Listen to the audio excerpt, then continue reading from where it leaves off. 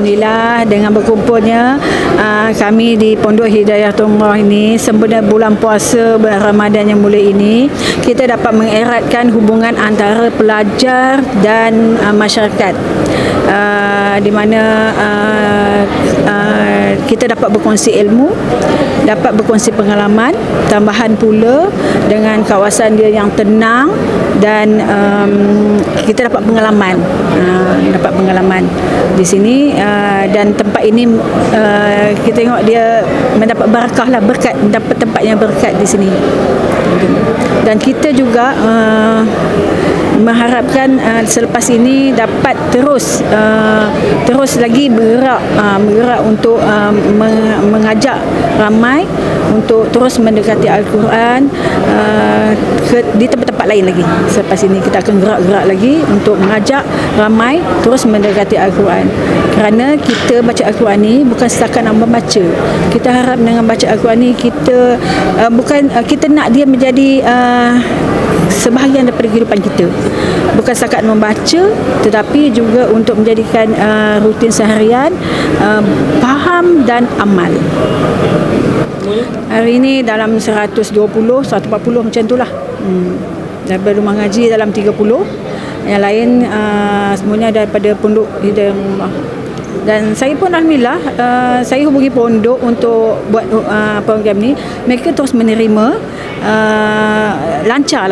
Hubungan tu lancar untuk program ni. Dan tak ada apa-apa yang berat lah. Kami tak berhenti lagi dengan program mengaji, dan setiap hari kami bertadarus di rumah ngaji. Kemudian kami juga semalam mengadakan khataman Al-Quran. Dalam masa yang sama juga kami juga pergi ke rumah-rumah orang susah untuk menginfak daripada hasil kutipan sahabat-sahabat mengaji. Kewangan tu kita infak kepada yang susah. Kita ambil berkat daripada bulan Ramadan ini, sebab kita faham bulan Ramadan ni segala kebaikan kita itu digandakan oleh Allah Ta'ala. Kenapa kami buat awal? Sebab kemungkinan berapa tim daripada rumah ngaji akan ke UIA Gombak untuk menyokong bual Quran Hawa di sana. Syukur Alhamdulillah, memang kami bersyukur sangat kerana dapat kunjungan daripada rumah ngaji ni, sebab sebelum ni memang tak pernah diadakan majlis-majlis yang macam ni. Pondok ini pelajarnya 80 orang keseluruhannya. Pelajar perempuan 42, pelajar lelaki 38 orang. Umur 12 tahun sampai 18 tahun. Yang paling muda 12 tahun. Okey, Ustaz, cerita sikit macam apa perasaan Ustaz bila dapat kerjasama dengan rumah ngaji? Saya bersyukurlah kerana majlis ini majlis yang sangat dicintai oleh Allah, dikelilingi oleh para malaikat, dan minta majlis ini dapat diteruskan lagi dari masa ke masa ke semasa, insya-Allah. Alhamdulillah, syukur kerana kita memilih surah As-Saff ni. Kerana bulan Ramadan ni kita kena berdisiplin juga. Sebab bulan Ramadan ni membentuk kita berdisiplin. Kenalah dengan surah As-Saff yang kita baca tadi. Sebab bulan Ramadan ni membentuk kita menjadi orang yang berdisiplin, dengan bangun sahurnya tepat waktunya, dengan buka puasa dengan tepat waktunya. Itu mengajar kita berdisiplin lah. Kenalah dengan surah As-Saff tadi, mengajar kita berdisiplin dalam berjuang, berjihad di jalan Allah Subhanahu Wa Taala. Dari semua segi lah, termasuk puasa, solat, kena ada disiplin. Sebab surah As-Saff ni juga Allah Subhanahu Wa Taala sebut untuk kita buat saf dalam solat. Sebab Allah tak pandang kalau saf kita tu tak sama, disebut oleh Nabi sallallahu alaihi wasallam. Jadi itulah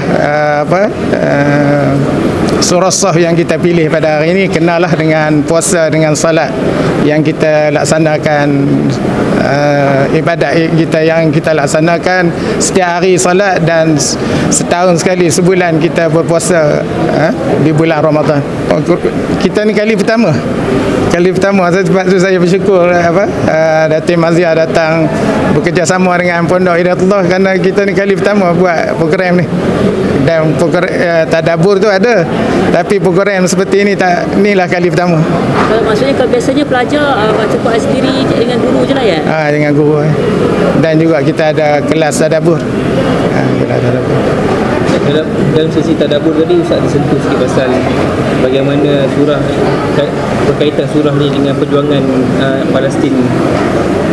Mungkin Ustaz boleh ulas sikit. Sebab saya kaitkan dengan Palestin tu sebab Brigade Al-Qassam itu mereka berdisiplin. Mereka pilih Brigade Al-Qassam itu orang yang bangun tahajud, orang yang hafal Quran. Mana mereka ni soft, mereka mantap lah. Sebab tu saya kaitkan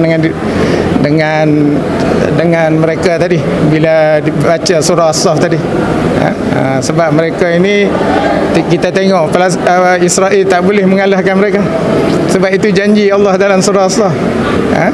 Mereka tak boleh dikalahkan.